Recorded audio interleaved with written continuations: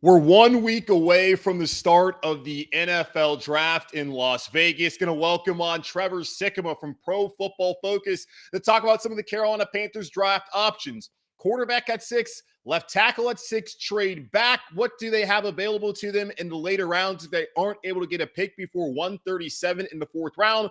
We'll talk about all that and more right now here on Locked On Panthers. You are Locked On Panthers, your daily Carolina Panthers podcast. Part of the Locked On Podcast Network. Your team every day.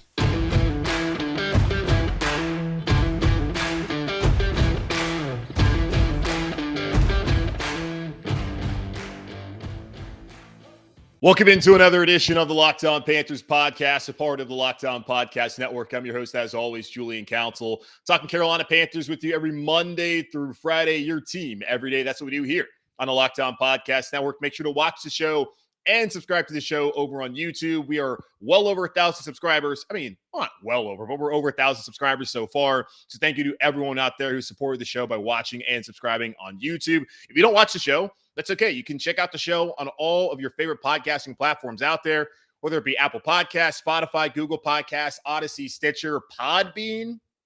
We're on all of them. So wherever you find your podcast, you can find Locked On Panthers and all the podcasts part of the Locked On Podcast Network. And be sure to follow me on Twitter at Julian Council, because every single Friday, like tomorrow, I answer your weekly Friday mailbag questions right here on the show. So either at me at Julian Council on Twitter, DM me at Julian Council on Twitter, or you can leave a comment on a Monday, Tuesday, Wednesday, or today's show, and I'll answer your question tomorrow on the weekly Friday mailbag. If you leave a comment there on YouTube, just make sure to say Friday mailbag so I can go scroll down and find it and answer your question on tomorrow's show. But again, first, make sure to follow me there on Twitter. On today's show, going to talk to Trevor Sikkema, formerly of the Draft Network. Used to host a podcast here with the Locked On Podcast Network. Now he's on to bigger and better things, working at Pro Football Focus. Also appeared on Good Morning Football last week. The dude's killing it.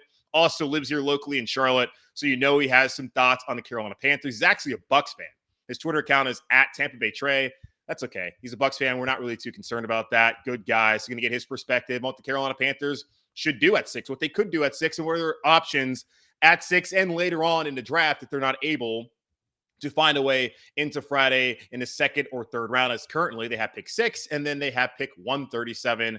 And that is a massive gap, as we all know, here for the Carolina Panthers as they look to fill the hole at left tackle and potentially at quarterback next week in Las Vegas for the 2022 NFL draft. So on the other side, going to talk to Trevor Sikkema of Pro Football Focus about the upcoming draft for the Carolina Panthers here in just a moment on Locked On Panthers. Whether she prefers a statement piece or everyday subtle elegance, BlueNile.com has the fine jewelry options for every mom. Shop high-quality classic diamond earrings, elegant tennis bracelets, or gemstone pendant necklaces. Looking for fine jewelry but having trouble choosing? Blue Nile has jewelry experts on hand 24/7, available via phone or chat to help you find a merchandise gift at every budget. Mark Mother's Day with something enduring. Classic diamond stud earrings, elegant tennis bracelets, birthstone pendants, and so much more on BlueNile.com. Celebrating a special woman in your life? On BlueNile.com, you can easily navigate thousands of fine jewelry options at every price point. This Mother's Day, give mom something she'll treasure forever with fine jewelry from BlueNile.com. And Locked On Sports listeners get $50 off $500. This podcast exclusive is only good for Mother's Day. Use Locked On. That's code Locked On. Plus, every order is insured, ships free, and arrives in discreet packaging that won't give away what's inside. Shop stress-free and find your forever piece. Go to BlueNile.com today. All right, as promised here on Locked On Panthers, let's now welcome in Trevor Sikkema on Twitter at Tampa Bay Trey, but it's okay. He might be a Bucs fan, might have lived in Tampa, splits his time here in Charlotte and in Cincinnati, where he now works for Pro Football Focus. Check out his podcast with Connor Rogers, the NFL Stock Exchange. I love that name, by the way, Trevor. How you doing, man? Julian, I'm doing great. Appreciate you having me on the podcast. And I thought about what name to have for a podcast for like months. So it did not just pop up out of nowhere. I was grueling trying to think of the perfect podcast name, and I think we picked a pretty good one. So I appreciate the kind words there. No, it's a good one. It's hard to figure out what your name's going to be. Like when they asked me to do Locked On Panthers, pretty simple. Like, okay, great. I don't have to think about anything. And I love, and also speaking of podcast names, like last year, and folks, you're probably familiar with Trevor. Last year you hosted a podcast for the Panthers.com called Cub Scouts. And I thought that was brilliant. That one was not me. That one was the name. The name was already there before I got there. So I did not decide what the name was going to be. So I just kind of, I inherited that one, but that was a really fun thing to do. So I did enjoy that. Well, that's awesome, man. Well, that's what we have you here to talk about the draft coming up in a week in Las Vegas. I assume, would you be down there? Yes or no? No, we're actually doing we're doing a full-on draft studio from the PFF headquarters here in Cincy. So we'll have the full squad out here in Cincinnati, actually. Okay, so I guess that's the one thing about not being at the Draft Network anymore. You don't get to go to the draft. Well, but it's probably better for me because it's in Vegas this year. So, I mean, like, that would have been just bad all around for the wallet, for my alcohol intake, for my professionalism, probably. So, it might be a good thing this year. Yeah, I'm concerned about the NFL media headed down to Las Vegas next week for the draft. But let's get into it, man. Before we get to the Panthers, though, the top five. Like, there doesn't seem to be a set number one pick right now. Like, I've heard Aiden Hutchinson might be the guy, but then there's thoughts, is he really the top player in this draft for Jacksonville? Like, as you see it right now, a week out, how do you think that's going to play out 1 through 5 ahead of Carolina? Yeah, so I'm actually going through the exercise right now of putting together my final mock draft. And it comes out next week, obviously right before the draft is going to start. But I'm fortunate enough to know a lot of people around the business, and some people are more plugged in with certain teams than others. And I love having conversations, picking their brains, seeing what other people have been hearing. And so I'm trying to compile a lot of that source or inside information, if you will, for some of these picks to have a best guess for what's going to happen. Because this year, it truly is a guess. We really don't know. We're sitting here at number 1 overall, and I genuinely don't know who the Jacksonville Jaguars are going to pick. And you know what the crazy thing is, Julian? I don't know if they know who they're going to pick yet. And it's, Peter Schrager from Good Morning Football, he was talking about this earlier this week. He's like, if it was going to be Hutchinson, I think we'd know by now. And we don't. We don't know by now. So that makes me truly think that Trayvon Walker is actually in consideration to go number 1 overall, that he is in that conversation, that he could end up being that top overall pick. But, it's a handful of guys. It's Aiden Hutchinson, it's Trayvon Walker, Kayvon Thibodeau, Ike Ekwonu, the offensive tackle from NC State. And then you could throw Evan Neal's name in there. You could throw Kyle Hamilton's name in there. But I think they're comfortably guys who are probably going to be outside the top 3, not really in consideration for that. But it's really any of those prospects that you could see within that top 5. I think the other wild card is maybe Charles Cross, the offensive tackle from Mississippi State, and Sauce Gardner, the corner from Cincinnati. And here we are. Look, I just named 8 or 9 guys, I feel like, that could be within that top 3, which is crazy. It's exciting. I know uncertainty makes people nervous, and so they're kind of like freaking out about this draft. But for an entertainment value standpoint, when's the last time we didn't already know the first name out of Roger Goodell's mouth? See, I like that you said that. We always know. We always know. And this year we don't. Yeah. I like that you said, like, I've never been a huge draft guy. Like, obviously you are. Last year we knew, 1, Jacksonville was going to take Trevor Lawrence. 2, after Sam Darnold was traded here to Carolina, we knew that the Jets were going to take Zach Wilson. Right. And after that, you knew it was also going to be a quarterback because San Francisco didn't trade 3 first-round picks to take a left tackle or a defensive end or whatever. Right. They're obviously going to take one of the last 3 quarterbacks left over, the top 5 guys, in Trevor and Trey Lance, Mac Jones, and of course they took Trey Lance. Justin Fields also, they took Trey Lance. But still, it's interesting to like have all that unknown, but it does kind of make it nervy if you're Carolina and you're a Panthers fan wondering, okay, so you have 2 massive needs. Obviously at left tackle. Now on Wednesday, the new offensive line coach, James Campen, said that their 3rd-round pick of last year, Brady Christensen, who got some reps at the end of the last season, could factor in at left tackle. I don't know if that's the plan A for the Carolina Panthers or the best plan for them, but he could factor in. So you get kind of nervy wondering if one of those top prospects up there could potentially go off the board when you bring up Ekwonu, who's local kid from NC State and also from the Charlotte area, and Evan Neal. Yeah, look, I think Christensen should be in the mix to play left tackle because I thought that he was a left tackle coming out, and I actually liked his tape. Now, it was the same thing as Zach Wilson, right? That BYU team with Christensen, with Zach Wilson, with all those guys there 2 years ago, that team was so much more talented than the competition that they went up against in the schedule that they had last year that you knew going to the NFL, it was going to be a big learning curve for these guys. It was clearly a learning curve for Zach Wilson, who really struggled. And it was also, I guess, pretty much a learning curve for Brady Christensen as well, because it felt like he couldn't get on the field. Okay, is he a guard? Is he a tackle?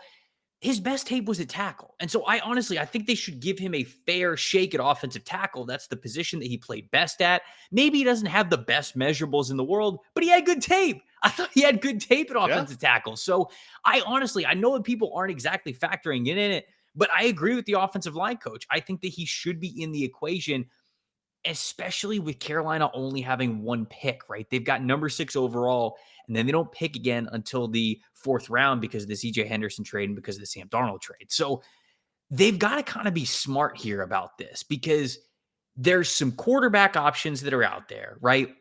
Jimmy Garoppolo's still out there potentially for a trade. Yeah. Baker Mayfield's out there potentially for a trade, or you could draft one at 6. It depends what you want to spend your capital in, because to go get Jimmy Garoppolo or to go get Baker Mayfield, it's not going to cost you that much in the draft. Like, it'll cost you probably a day 3 pick at this point for both of those guys. But of course, their contracts are a little bit more expensive. Carolina's got the money. They could spend it. Ultimately, though, I feel like they're going to take a quarterback at 6. That is... Why do you feel that way? So the reason why I feel that way is because I feel like there have been a lot of hints at this point. Because for as much as GMs and head coaches and everybody, they want to keep things very close to the vest. Some are better than others. But these guys also have to do these media availabilities at the combine, at the end of the season, at the owners' meetings, and then kind of as, early things are happening right now, right before the draft, where you get some availability as well. Yeah. And you can only lie for so long, right? These guys, they love football too. And they want to talk about football. And not only that, they also want to be right. So sometimes you can tell that they almost brace you for what they're about to do because they don't want outrage or they don't want people to be mad when it actually happens. So they kind of brace you for it. So the reason why I think they're going to take a quarterback is this is one of the factors. One, they obviously need one very badly. I think that if they go into next year with just Sam Darnold, I mean, the optics are terrible. Look, it's going to be an ugly situation down here if that's what happens. Matt Rule might as well put his house on Zillow now if they're only going into next year with Sam Darnold. I mean, it's not going to work out for him. Yeah. So I think that I lean that way for them taking number 6 overall pick, a quarterback there. I also listened to a Q&A, or I read a Q&A on Panthers.com from Scott Fitterer, and he listed off offensive tackle. They asked him what the big draft needs were going to be for him at 6. And he said offensive tackle. He said it's going to be a sweet spot for him right there, picking it. But he's like, we also, you need a quarterback. We've got to need a quarterback. Everybody knows that. And then he kind of started to list other things on the roster. And he brought up edge rusher and he brought up Brian Burns. And he was like, we might, Brian Burns' contract is coming up, and we want to pick up the 5th-year option, but hey, you never know. And why are you bringing up Brian Burns? That was strange. Brian Burns is one of the players on the roster that you could never lose. That is your core player. So the reason why I feel like he did that is because he's kind of maybe panicked in his mind a little bit and just tried to throw anything at the wall to get you to not think they're going to take a quarterback. Right. He lists offensive tackle first on purpose. Doesn't say quarterback first. Kind of throws in quarterback after it, goes, hey, everybody knows we need a quarterback. And who knows? I mean, edge rusher, it's a good edge rush class. Brian Burns, he might not be here. What? That's not what you can't be saying stuff like that. So I think that was a little slip there. I think that could be a hint. And I think that, again, you saying the thing about the offensive lineman, talking about Brady Christensen, hey, he might be an option at offensive tackle. That again, to me, is a hint. Right, Ben McAdoo saying, "Oh, Sam Darnold's our starting quarterback," and then immediately saying, "Oh, no, I actually, I shouldn't have said that." These are hints. These are all hints that I'm like, okay. All of these things are pointing to one direction, and it's a quarterback at 6. So that's why I don't disagree with you, man. I've been telling my listeners the last couple months, if they fall in love with a guy, they're gonna take one at 6. And Fitterer said before that. That's the time where you really take a shot at a quarterback right there, sitting in the top 10 at 6. You talk about the rookie wage scale and that 5th-year option and that flexibility financially, knowing that you just extended DJ Moore, you brought back Dante Jackson, Brian Burns, who we mentioned is someone who's going to want a contract extension probably next season after his 4th year. That would be the great time to get that done. So you want to have that flexibility in building your roster. So that's why I've kind of felt the same way. And also, if they fall in love with somebody, I felt like they were going to take somebody. Now, the question is, who's that going to be? Because Kenny Pickett, we already know the ties. Once upon a time, is committed to Matt Rule. Then Rule decides to go to Baylor. He says, all right, cool, I'm going to Pitt instead. And then David Tepper Pittsburgh native, alum, former owner or partial owner of the Pittsburgh Steelers. There's all the Pitt ties that we have with Kenny Pickett. Yeah, we know all of those.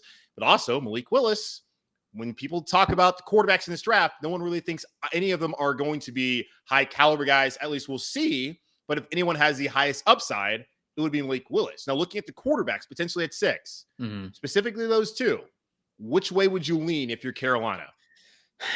So, in reality, I think Carolina's in a really bad spot either way because I agree. They're not going to win. I don't think they're winning for rookie next year. Right. And at that point, like, are you saving Rule's job and are you starting over anyways? And it's just, it's not really a good scenario right now in Carolina because they don't have the offensive line where it needs to be for one of these quarterbacks.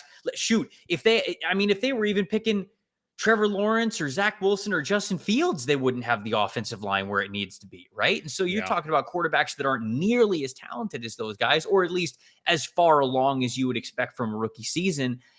Kenny Pickett, look, the thing with Kenny, and I don't want to take anything away from this past year because it was an unbelievable rise. He's gone from this day 3 pick to somebody who's probably going to go in the first round, could be QB1 in this draft. And it was a fantastic year that he had this past year. But he is a guy who I think has a decently high floor, but I think he's got a low ceiling, man. I really do. Like, I don't love the arm talent, even beyond the small hands, which has the ball security issues, the velocity issues. Like, I think that he was playing a little bit of backyard football last year. And I think he got away with a lot of mistakes last year that you just don't get away with in the NFL. So I think that where you might be able to get some wins out of him this year, I feel like Kenny is going to be somebody who you're looking to upgrade from. And why would you take a player like that? If that's true, which they might not see him that way, but that's how I see him.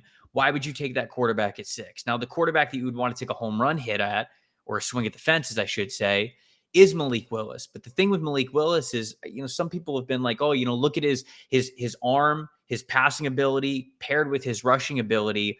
He gives you that Lamar Jackson feel. Guys, Lamar Jackson won a Heisman in college, right? I mean, Lamar Jackson was so much further along, even in his own abilities, than Malik Willis is right now. That offensive line that he played behind in Liberty these last 2 years was awful. It was terrible. And because of it, his pocket management isn't good. The timer in the back of his head is all whack because the O-line was absolutely terrible. He really doesn't have a ton of experience going through progressions the way he should because of that time. And he's unfortunately skittish. He bails from pockets, and he's got great rushing ability. He's got great mobility, and he's made it work because of that. But the in-structure plays aren't there with Malik Willis.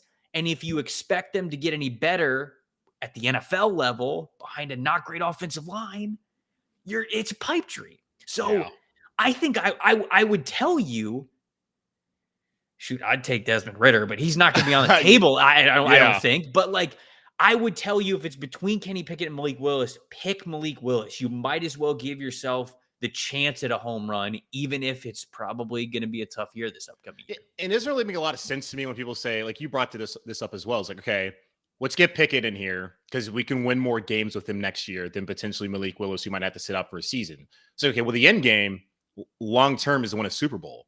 Right. And if you don't think he's going to be that, if you're just trying to win games next year, that doesn't make a lot of sense to me than why you would bring in Pickett when potentially upside-wise, Malik Willis might be the best long-term play. Now, it's all a crapshoot. We have no idea what's going to happen. Right, of course, yes. We're looking at, look at Sam Darnold, Baker Mayfield, and Josh Rosen. 3 guys who went there in the 2018 draft class that we talked about being a great quarterback class. And Rosen, whether he's good enough or not, really never got to get great opportunity, but still, that never worked out. Baker went from QB1 3 weeks ago to QB4 up in Cleveland, and Darnold was a failure in New York. They made all the excuses, and he proved that, yes, actually, I'm not very good at this level of football here in Carolina. So we've already seen how that didn't work out, and the best one of them is probably Josh Allen, but before this past season was the guy who got picked last in the first round in Lamar Jackson, who's already been an MVP. So who knows? Maybe this weak quarterback class actually turns out to be a great one. I have no idea. Right. It's all a crapshoot. Of course. And I don't either. And heck, maybe they end up picking Malik Willis and he ends up just having a massive turnaround because all we're doing is we're playing the odds, right? That's what the draft is all about. You look at talent, you look at ability, you look at overall skill, you look at ceiling, you look at all of those things, and you simply place percentages on what the odds are that this guy works out. There is always the chance that they hit all of those things and they absolutely blow up. So the odds may not be in Carolina's favor right now to really hit a home run and change things in this draft, but it's not zero. It can happen. So we'll just have to see. So both you and I kind of think they're likely right now, sitting here a week before the draft, going to take a quarterback there at 6, whether that's right or wrong. Offensive tackle. Ekwonu, Neal, Cross. Your latest mock draft that came out March 18th. So over a month ago. I mean, things have changed, obviously. I don't know, and I'm sure your pick might change next week. We'll see. Looking at offensive line there at 6, who is a prospect that if he's sitting there, Carolina no-brainer has to take him among those 3? Well, I mean, the honest answer is any of the 3. Honestly, okay. I think they're all 3 really good players, and they're going to be good pros. I have Evan Neal as my top offensive tackle. I've got Charles Cross my number 2, and I've got Ike Ekwonu number 3. But these are all top 10 players on my board. So, like, these are all players who I think are going to be able to play tackle at a high level in the NFL. And so, if any of these players are on the board and they want an offensive tackle, you got to be able to take one of these guys to plug and play right away and let them be your left tackle there. Now, that's also why some people look at Carolina's situation. They say, okay, well, trade down. They're a perfect candidate to trade down. And the thing is that I'm glad you brought that up because I was going to ask you about this because you had like 6 trades that you would hate to see, and you said trading back for Carolina was one of them. And the problem with the trade for Carolina for me is, if you want a quarterback and you're trading back to still draft a quarterback, to me, that's a bad process. Go get your guy, right? Like, don't risk this stuff because let's say they want Malik Willis, right? Let's say they're sitting at 6. They move back to 9 with Seattle, get one of their second-round picks because Seattle's got 2 early second-round picks. So they just move 3 picks, and they go, good, we're still in the top 10. We can still get Malik Willis. We can still get a second-round pick. Pittsburgh calls up the Atlanta Falcons at 8. It goes, I'll give you whatever you want for 8. Falcons go, okay. Pittsburgh goes up. Malik Willis is there at 8. They take Malik Willis. Now what's Carolina going to do? Pick the quarterback that they don't want, which they've already proven that when you try to get cute and bargain shop at quarterback, it doesn't work. Because it never works. Mm-hmm. And then you're just sitting there and you got to like pat yourself on the back and go, well, at least we got an extra second-round pick, which isn't going to be a starting caliber offensive tackle. So they're in a really tough spot, but I don't like trading back. I know a lot of people talk about them trading back, but I don't like it because if you miss out on one of these 3 offensive tackles, I don't like any of the other tackles to come in and start right away. I'm not a big Trevor Penning guy. I like Bernard Raymond, but he's going to have a jump in competition level. It's going to be maybe a little bit of a similar story to what Brady Christensen was, probably a little bit better because he won't be as in the doghouse it felt like this past year. But Kenyon Green, maybe if you think he's an offensive tackle, but he really hasn't found a home because he's been all over the place for Texas A&M. So if you're Carolina and you trade back and you miss out on one of these top 3 offensive tackles and you're trying to get cute with the quarterback, I just don't love it. I don't love that for the sake of getting more draft picks. You've kind of, at this point, I think you've made your bed at this point. Mm-hmm. Make the most of it. Stick at 6. Pick the player that is the most talented that you think will help you out. And that's what I think Carolina's got to do. Well, that's Scott Fitterer says this. Like, they go into free agency, like they try to fill the hole. So when they go in the draft, you can go best player available. Now, the 2 obvious holes, as we talked about, are still offensive tackle and quarterback. And they've already said that Christensen, if things work out where they don't have one of the top 3 guys sitting there at 6, like they have a guy who they believe in, and then they can maybe get another veteran on the market that can help them out, potentially like a Dwayne Brown. So they might be set there.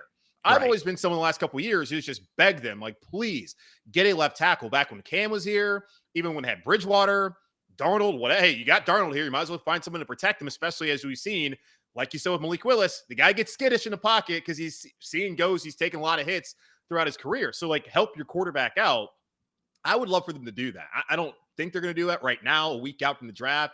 Maybe we'll see. But it sounds like to me, like what you're saying is a smart play is to take one of the top 3 tackles there at 6, even if that means you have the 6th pick and then you don't draft again until 137. Although I've kind of felt watching Fitterer last year maneuver and trade back 4 times that he could give up future draft capital to somehow get into day 2 on Friday if they really want to get a 2nd or 3rd round pick. It might not be the smartest play, but I don't know. Maybe sitting from 100, waiting 131 picks is not the smartest play either. I don't know. It's rough. It's what rough. you did. Yeah. You made the gamble, and I put that in quotes because it was not a gamble to get Sam Darnold. He was never going to be good. You bring him in, and then you get so super reactive and trade for CJ Henderson, who's kind of on the outs in Jacksonville, and he hasn't done anything the last season to prove that was a good decision there with that 3rd round pick, giving that up. So I don't know how it's all going to play out though with the Panthers. Now let's go in the later rounds since you got all the internal knowledge up here when it comes to the draft. They talk about defensive end. They talk about linebacker. They talk about safety, all 3 positions that potentially they would like to maybe possibly add depth to this roster. If they don't draft again until pick 137 of those position groups, is there anybody that stands out to you that might fit well here in Carolina? I'm going to put you here on the spot. Which position groups are we talking? Let's do defensive end. Okay. All right, I'm pulling up my sheet just so I have all these guys here. Okay, defensive end, linebacker, and safety. Okay, linebackers and safeties. All right, 4th round. Whew. We're scrolling down here, Julian. We are scrolling down. Okay, so if they want linebacker, I think that there's a chance that like Channing Tindall's too fast. I feel like Channing Tindall might be there at the beginning of day 3. I know that might shock some people, the linebacker from Georgia. He's got a lot of speed. If you want more speed at linebacker, I think that he'd give you that chance. Brandon Smith is the same way. Brandon Smith is a super athletic linebacker from Penn State who, if they want to get faster, I think they can get that. 4 and 5-star recruit too.